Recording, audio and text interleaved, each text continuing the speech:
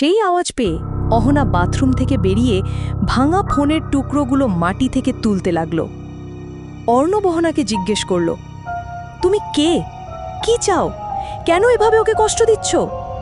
তারপর অহনার মধ্যে থেকে সেই অবয়ব উত্তর দিল, ও আমার সখী, আমি ওকে কোথাও যেতে দেব না, আর সেও ওকে কোথাও যেতে দেবে না। অর্ণব এই কথা শুনে ভীষণ ভয় পেয়ে গেল আর চিৎকার করে জিজ্ঞেস করে উঠল, সে কে? তুমি কার কথা বলছো? তারপর সেই অবয়বটি কোথায় যেন উধাও হয়ে গেল। তড়িঘড়ি অর্ণব সুহানা আর অভিকে ফোন করে ডাকল আর পুরো বিষয়টা খুলে বলল তাদের। এইসব শুনে সুহানা আর অভিও খুব ভয় পেয়ে গেল। তারা চিন্তা করতে লাগলো যে কি এমন ঘটনা ঘটেছে যে এসব হচ্ছে ওনার সাথে। তারপর সুহানা বলে উঠল, যেদিন আমরা মালদা থেকে ফিরছিলাম সেদিন কিছুক্ষণের জন্য দিদি কোথায় একটা চলে গেছিল। আমি জিজ্ঞেস করে আমায় তেমন কিছু উত্তর দেয়নি। অভিও বলে উঠল, আর সেই দিনের পর থেকেই দিদিকে একটা অন্যরকম লাগছে। এই কথা শুনে অর্ণব বুঝল যে যা হয়েছে সেটা তার বাড়ির সাথেই রিলেটেড। অভি নিজের ফোন মালদা যাওয়ার দিনের তোলা সমস্ত ফটোগুলো ভালো করে দেখতে লাগলো। অনেক ফটোর ভিড়ে একটা ফটো দেখে অভি আটকে উঠল। ফটোটা সেই পুরনো বাড়িটার ছিল। একটু জুম করতে তারা দেখতে পেল বাড়িটার একটা নির্দিষ্ট নাম আছে। বাড়িটার নাম মাধবী বিতান।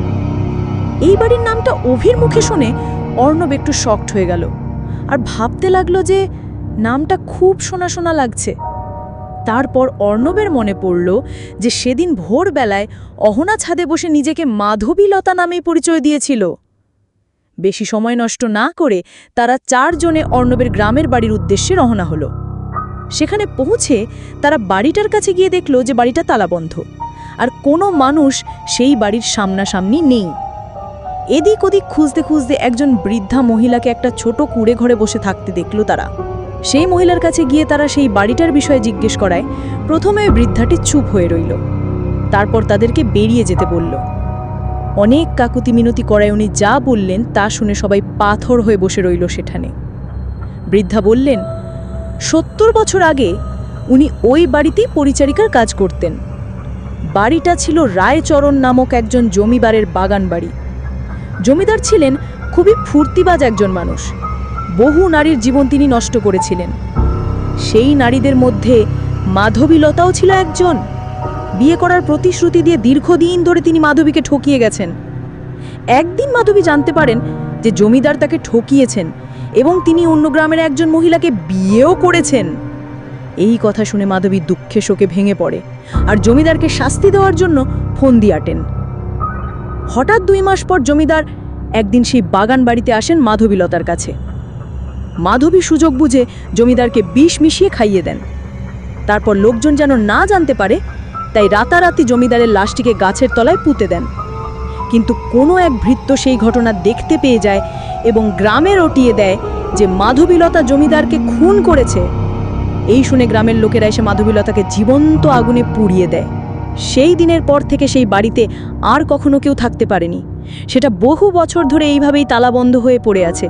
কিছু লোকের মুখে এও শোনা যায় যে ওই বাড়িতে মাধবী আর রায়চরণ দুইজনেরই আত্মা এখনো আছে।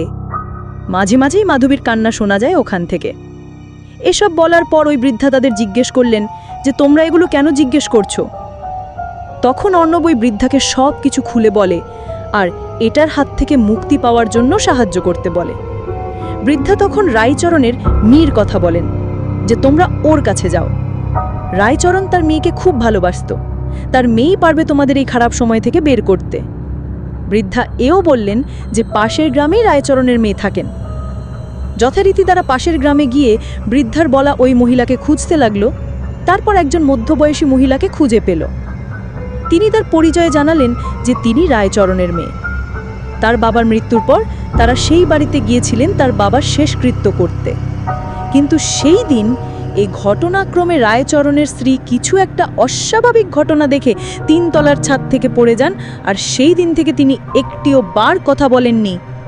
তিনি কি দেখেছিলেন তা আমরা কেউ জানি না, কিন্তু এটুকু বুঝতে পেরেছি যে সেখানে কিছু অস্বাভাবিক রয়েছে। সেই দিনের পর থেকে ওই বাড়িতে আমরা কখনো যাইনি। ওটা সর্বদা বন্ধ হয়েই থাকে।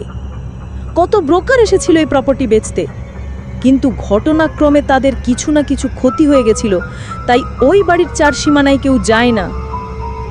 আপনাদের ঘটনা শুনে আমি খুবই দুঃখিত, কিন্তু এই বিষয়ে আমি আপনার কোনো সাহায্য করতে পারবো না। এই বলে ওই মহিলা নিজের ঘরে চলে গেলেন।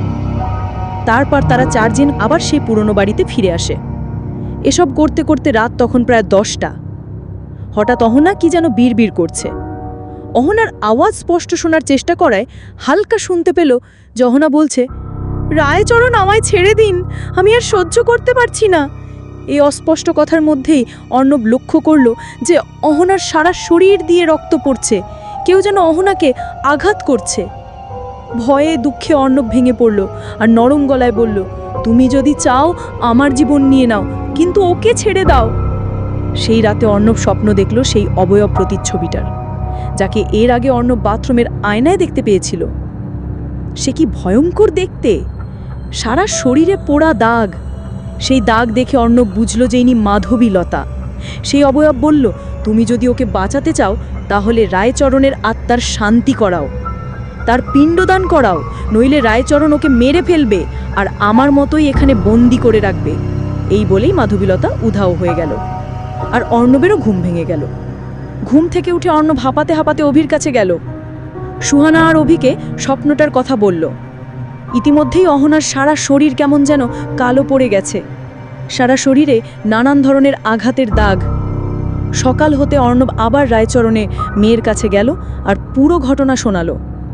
সেই মহিলাও বললেন, ঠিক আছে, যদি আমার বাবার শেষকৃত্য করে আপনার স্ত্রীর প্রাণ বাঁচে তাহলে আমি এক্ষুনি সব জোগাড় করাচ্ছি।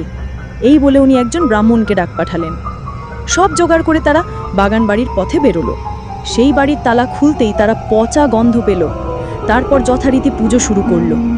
বিধি চলাকালীন হঠাৎ ঠাকুরমশাইয়ের মাথায় একটা ইটের আধফালার টুকরো এসে পড়ে। ভাগ্য ভালো থাকায় তেমন বড় কোনো আঘাত ঘটল না।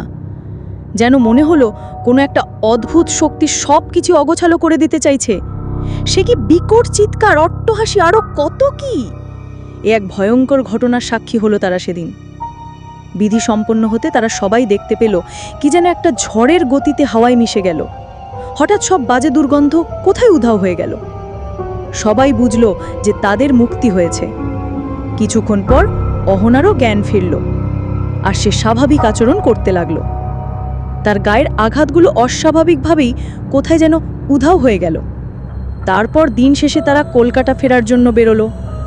ঘণ্টা দুয়েক পর অহনা আবার একটা স্বপ্ন দেখল যে মাধবীলতা তার স্বপ্নে এসে বলল, তুমি আমার সখী, আমি তোমায় ছেড়ে কোথাও যাব না। অহনা ঘুমের মধ্যেই একটা মৃদু হাসি দিল আর অঘোরে ঘুমিয়ে পড়ল।